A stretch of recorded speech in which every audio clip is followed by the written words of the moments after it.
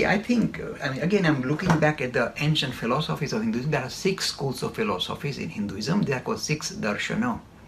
Now, the oldest school, I suspect, is if you like, the beginning is Nyaya Vaisheshika.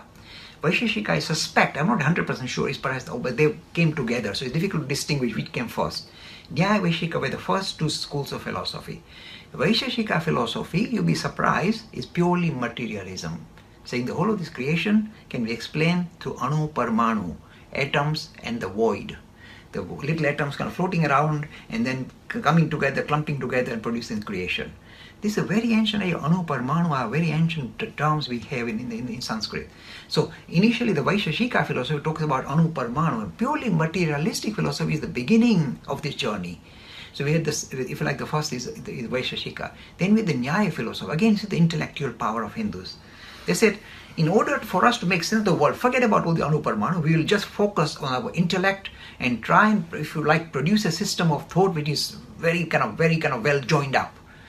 Nyaya philosophy, this is, if you like. So purely through intellect we are going to make sense of the world. The Vaisheshika said, just looking at the world as nothing but anu parmanu, atoms in the void, we can make sense of the world. This is how it started, the most ancient 2 schools of philosophy.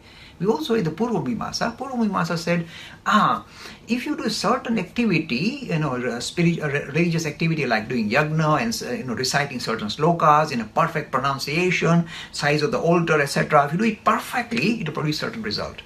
So he said, just doing certain rituals will produce the results that you are looking for, and that is the aim of life. Do certain ritual in a very systematic manner, very methodical manner, that will produce certain results. This is the Purva Mimamsa. These were the first 3 schools.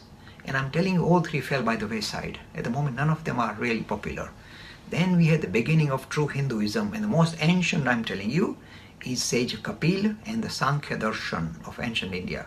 I don't know exactly how old this is because it's very difficult to give historic dates to this kind of idea. But I would suspect 4,000, 5,000 years old. The Sankhya philosophy is the beginning of real Hinduism, what we call Hinduism today. Beginning.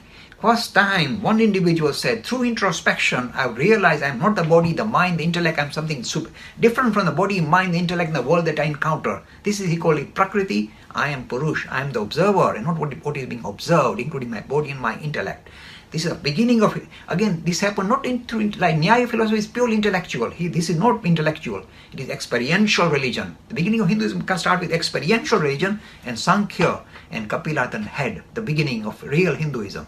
First time one individual says, I can see myself, experience myself different from the mind and the body. This is the beginning of spirituality in the world, on the world stage. Give full marks to this ancient Kapil and produce this idea of Sankhya Darshan. The word Purush and Prakriti that he used then became replaced by Vedantic philosophy, which says the ideas of Atman and Brahman and Maya. So this is, if you like, how the transition. So the beginning is Sankhya, then we had the Vedanta philosophy. So the Yoga philosophy came after Sankhya, where Yoga philosophy agreed with Sankhya, but then added one more category, saying there's something superior than ordinary Atman, Paramatman, if you like, superior Atman, that they plugged into the Yoga system. Then we come across Vedanta philosophy, which talks about the deeper dimension of reality, saying our essential nature is Atman, essential nature of this creation is Brahman, and the reason why it doesn't appear like that, and we kind of lost in this appearance, the concept of Maya, which modern quantum physics likes.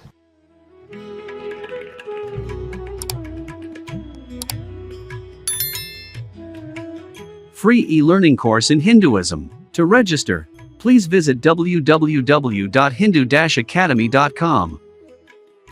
Talks on Hinduism. Sponsored by People Care. Encouraging caring for the elderly in their own homes. For more information, please visit peoplecare.com.